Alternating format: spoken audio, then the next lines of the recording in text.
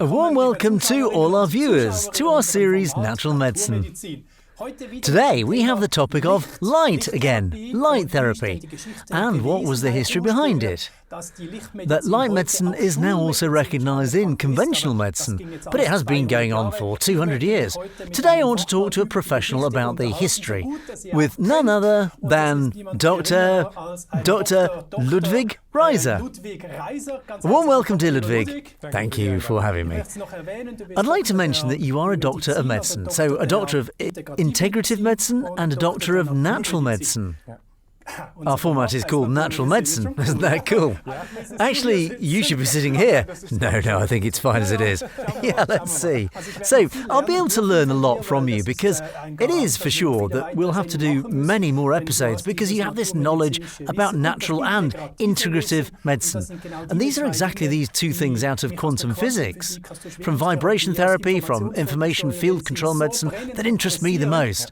To simply add them and make them available to my viewers as a different perspective to conventional medicine. And today we go into the subject of light therapy. I know from the University of Vienna that this is standard today. It's no longer debated in conventional medicine whether it works or not. Now they know. The base is there now. Now you're exhaling sharply, so I'd like to know what you're thinking. Let me put it this way. Just because something has been scientifically proven doesn't mean that it is scientifically recognised among colleagues. So in my opinion, light therapy is still absolutely misjudged. Even if there are now universities, like the University of Vienna, which deals with it very intensively, and there's also a large group of colleagues who now work very successfully with light therapy devices. And everyone who has dealt with this topic comes to the conclusion, yeah, there's no other way. But this is a medicine that has huge potential. Above all, has huge future potential, and that will also solve many of the problems we have created for ourselves through our civilization. I think that's scientifically out of the question, but it has definitely not yet made it into the mainstream. And I wouldn't say that light medicine has a large lobby of supporters. There are confident pioneers, so we are still in the pioneering phase with light medicine, although it is already relatively old. Yeah, I'd like to talk about the history as well, but of course you are right. I mean, who is interested to market a light therapy? It takes a lot of financially strong people, until in the end every consumer and everyone at home has found out that it even exists. That's the problem, although I can now see when I look at a list which hospitals in Europe are already working with such systems, then I can't stop being amazed. There are even a lot of hospitals in Switzerland, in Austria anyway, right? So something is happening. It's mostly private clinics. They are, of course, always the pioneers, but that's common. That's the case with all new therapy concepts, that these institutes that are better positioned economically will start and build it up. And that it usually takes decades until it arrives in the public hospitals or in general folk medicine. I understand, of course, and now for you, dear viewers, we have already made several episodes about light therapy. It's just a cold red light that you put into your skin with a device. So actually an awareness, a colour, a vibration. It's energy, and it's scientifically documented that wound healing is much faster. But also the perception of pain can be significantly reduced. So this is important for you to know, so that you definitely stay tuned to this episode now, because today I want to immerse myself in the history first. So, is light therapy new or is it old? No, it's very old. The fact that light has positive effects on us, we actually already know that from our cultures, from our mythology. After all, there are light festivals in all religions. So this topic starts somewhere already. There is an awareness that light is absolutely essential. And as a therapy, it really starts consciously. That I know about it at the end of the 19th century in India, where a doctor, so to speak, prepared an oil lamp with different colour windows and started to work with it. And in the regions where there weren't any economic means, namely slums and such like, where there weren't any economic means for therapy, and he was very successful with it. And there are already publications and the first photomedical devices from this time. But then, so to speak, comes this great change in medical history at the end of the 19th century in the USA, when allopathy and naturopathy were separated from each other. Malicious tongues may claim that there were economic interests behind it. Let's just leave it at that. The fact is, it has led us to move from medicine to very conventional substance medicine, and no longer with substances that come from nature, but with individual substances in which we can really clearly understand the whole mechanism. That was the only serious medicine then. And these alternatives, and also device medicine, where light medicine was also part of it, has been displaced and pushed back into the background. It came back with space travel, because there's the smooth transition to vibration medicine, because when a person leaves the vibration field Earth, they encounter big problems. And that was recognized early on in space travel, and then included it. And that was done with acoustics, with vibrations, and also with light. So nothing really new in that regard. What is new now is the scientific depth that light medicine has today, especially about what Repulse did with these years of studies, with the years of real background research. Today, the mechanisms are clear. What the light can trigger in a cell and what it leads to. And that's a new foundation that makes us, so to speak, incontestable, because we can simply prove scientifically that what we're talking about here, what we're saying about what light medicine does, is actually really comprehensible. So you can understand the effect, but actually not the way to get there, right? Yes and no. Many roads lead to Rome, and some roads can be traced, but not all. So that means, now I'd like to bring Professor Popp on board again. He did very, very good background research into what kind of physical mechanism is actually triggered in the cell. People like me, they think a little differently. So for me, it's not just about the physically understandable effect, but also about the effects that I see, even if I can't understand them. In Ayurvedic medicine, the individual energy centers are a well-known topic, and that I can work successfully with energy sources in energy centers is also a well-known topic. Now, light medicine is being added because through this is also a technical innovation that we only have now. That's why it didn't exist in the past. We only now have LEDs that are frequency defined, so that have the very special light frequency, or only emit a very narrow spectrum of light frequencies, and thus hit exactly these mechanisms that we can also understand. That's new. And with that, we have a new potential, because we can bring completely new amounts of energy into the body in a defined manner. But for me, we're still a bit at the beginning in the subject of light medicine, because there are many different colors of light, and there are different vibration windows. So vibration windows are those where the frequencies trigger a reaction in the body, such as UV light triggers skin tanning. This is the easiest window to understand. But there are many others. Well, we now know what red light can do. I think it's 660 nanometers, explicitly this bandwidth, if I remember correctly. I'd have to check this. That now specifically reduces inflammation parameters, reduces pain, accelerates wound healing. So according to your idea, the colour green will also be discovered at some point to have an effect on the body, yeah? It has already been discovered. It has already been discovered. It's already been developed. I know that because I've been there since the beginning. There are already several colours, but based on all the approvals so far, basically the red light is the one that is licensed. And that's also proven with studies. And all these unimaginable efforts. The others are future developments that exist, but are not yet on the market as far as I know. I know another cancer professor who works in oncology. He once told me that he works with a yellow light laser. I didn't ask any further questions, but that's exactly what you say. there is a lot more to come in the field of colour therapy, because they all have an effect on our organism somehow. Right, but with the effect, if I could briefly go into that again, we always see the result. It has an anti-inflammatory effect. Yeah, but what actually happens?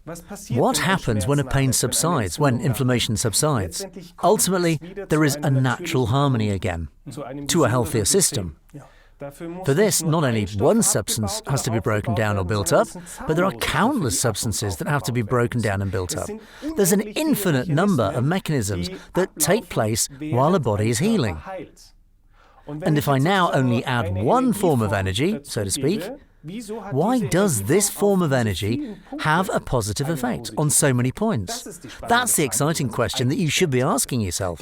Sure, you can precisely trace individual paths, but what is much more interesting is this broad effect. And I think you can't answer that with our Western scientific thinking. But if we go to Ayurvedic medicine, for example, or go into the old nature traditions, where they've thought about vibrations and balances, a completely different field of explanation has opened up.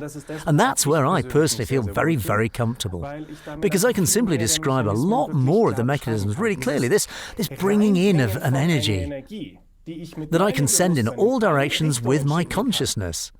This is genius, and that explains the broad impact. Not the single mechanism, that's my opinion.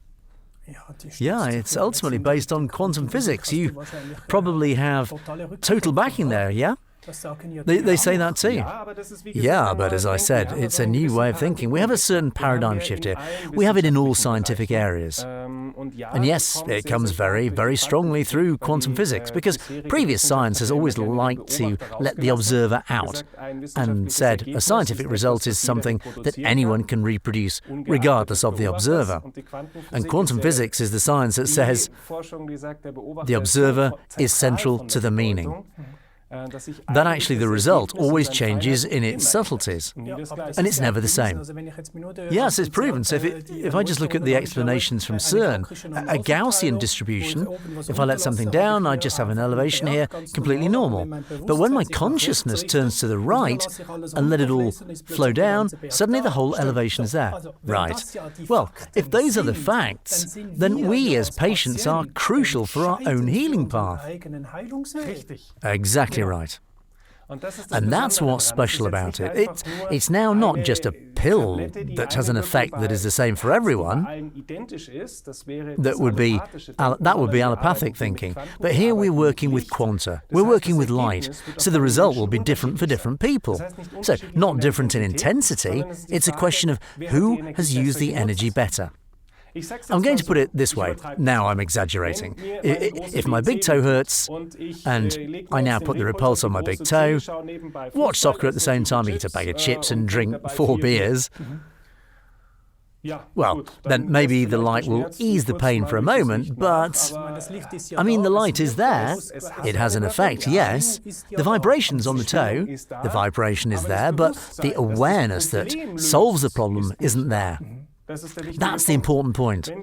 If people use this light consciously, so to speak, and also with the focus on their healing, don't watch soccer at the same time, probably also eat a bag of chips or drink 4 beers, it will have a completely different lasting effect. This goes in the direction of personal responsibility, and that's something that is actually not wanted in medicine. It's true. In our medical system, personal responsibility isn't desired, because it simply reduces the God status of medicine.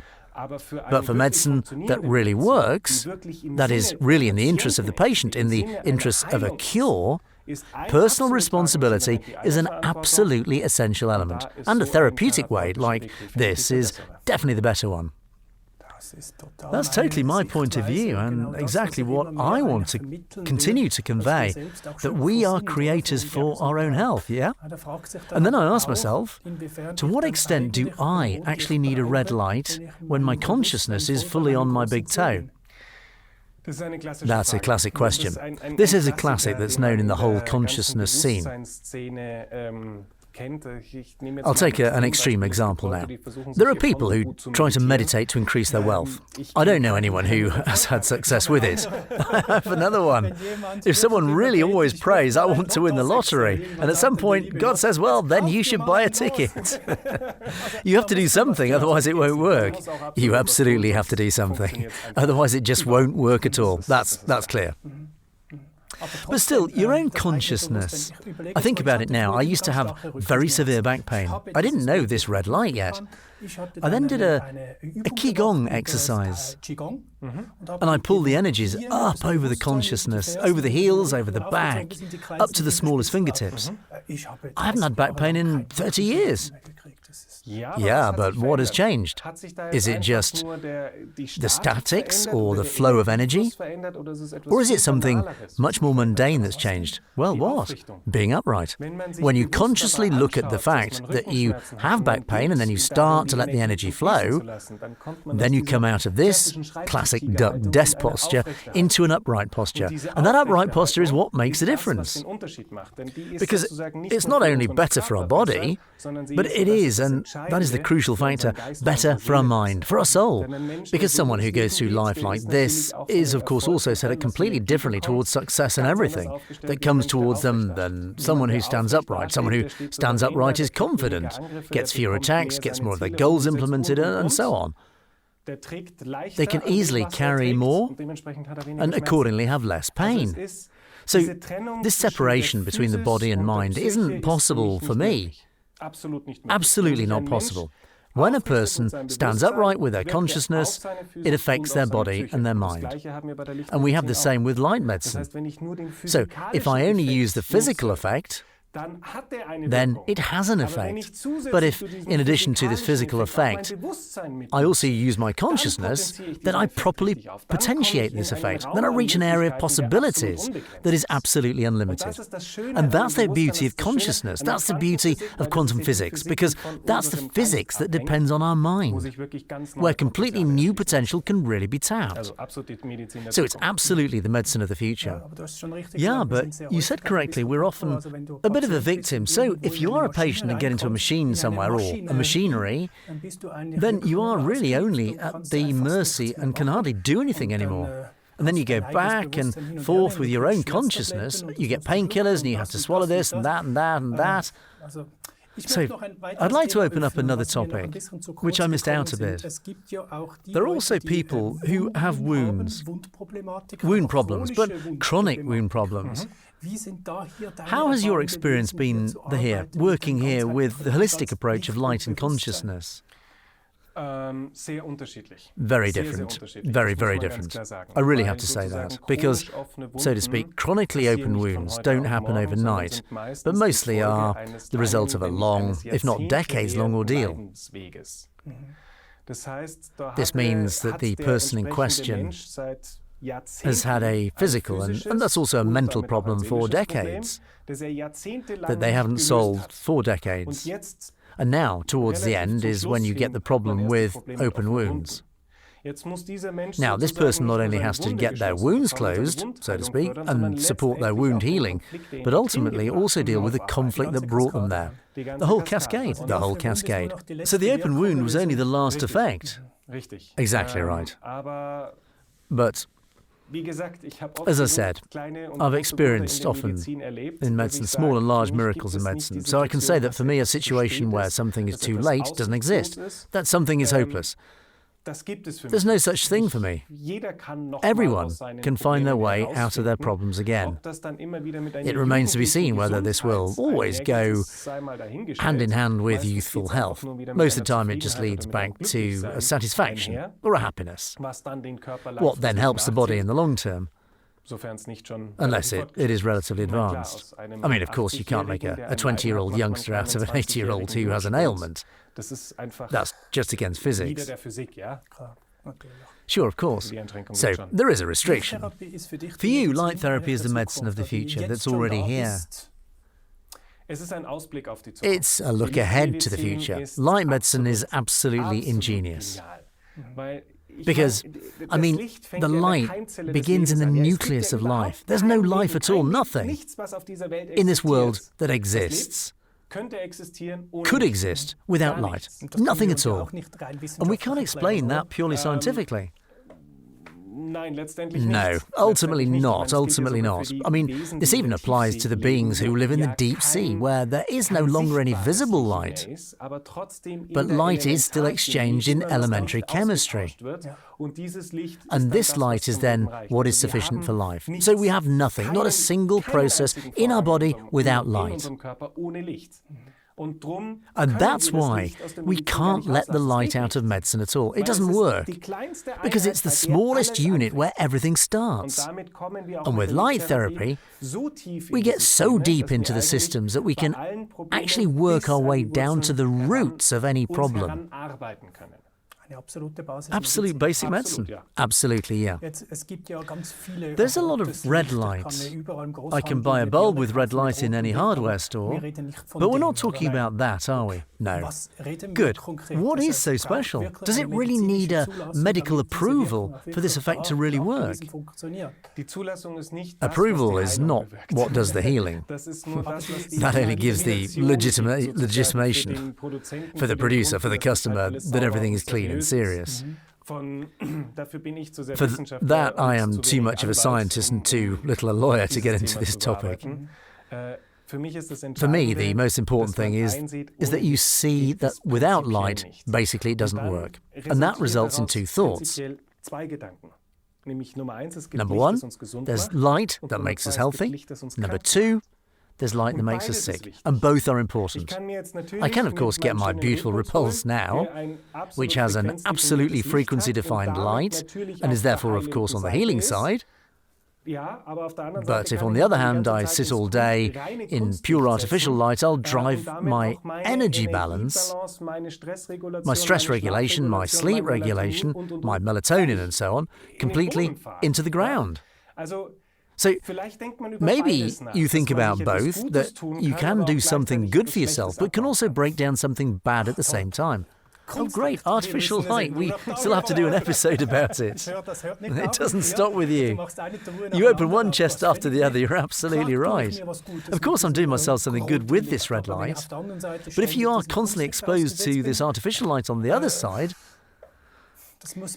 you have to bring that into a patient's consciousness and say, away with this, in with that, right? Yeah, I mean, it's a classic today, for example, that you lower the blinds to switch on the television. So good sunlight out, bad TV light in.